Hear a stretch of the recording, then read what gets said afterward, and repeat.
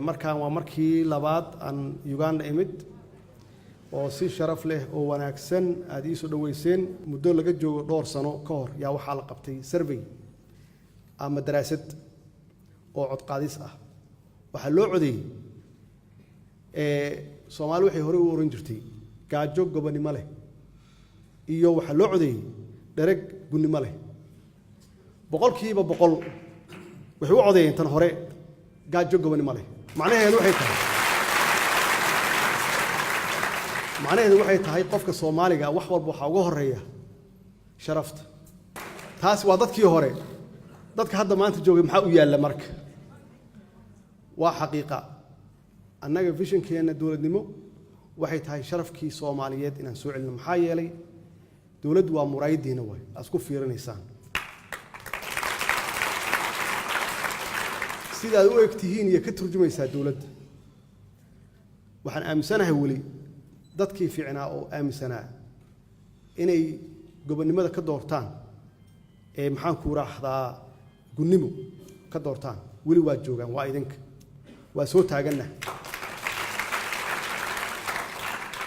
qayb ahaan wixii naga burburay oo dawladnimada ahayd way inaan ka bilaawno marka maxaa yeelay Soomaali waxa lagu daydaa waalidka lagu daydaa haddii dawlad aan nahayna dawladda lagu daydaa marka hadba dawladda sida u eg tahay ee shacabku ekaanaysa marka u ekaanayaan marka waxaan ugu ballana annagoo magaciina mathalayna inaan sharafkii iyo qabkii Soomaalinimo aan soo celino intii rabtaan ugu qaadato dawladnimadiinu qiimo yeelanaysa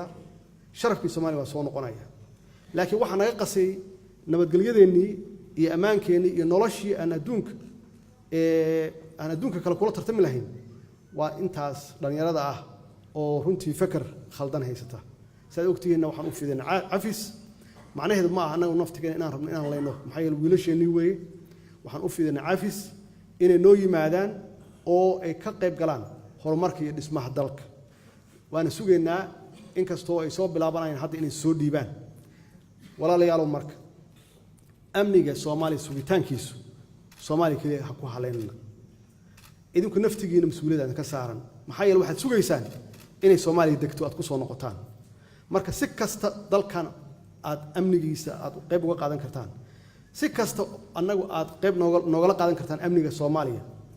waa wax loo baahan yahay maxaa yeelay waxay soo dhaweynaysaa xasiloonida iyo ammaanka Soomaaliya soo dhaweynaysaa beesha caalamku waxa hadda ka go'an inay gacan siiso waxayna gacan noogu siinaysaa sida annaga aan ula dhaqanno iyo sidaan ula imaanno waxay hadda naga aragtaa shacab iyo dawlad iswata oo isku duuban dhalinyaradu haddaad doonaysaan leadershipka Soomaaliya iyo mustaqbal fiican in Soomaaliya ay hesho fadhigan aad ka kacdaan oo aad qayb ka soo noqotaan dawladnimadan hadda socota hadday noqoto dhiigna u daadisaan maxaa yeelay kuwa hadda dibadaha ka imaanaya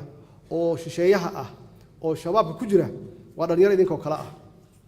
oo laakiin naftooda waxay u hurayaan idinka iyo walaalihiin iyo kuwa Soomaaliya jooga in nolol u diidaan idinkana hadda toosh idinku hayo oo la yiraahdo kan ma terrorista mise ma aha adoo shaqaysanayo horjeeda wax kale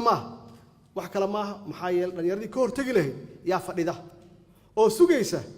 inuu qof Ilaahay cirku uga soo diro oo u kalin gareeyo dhulkii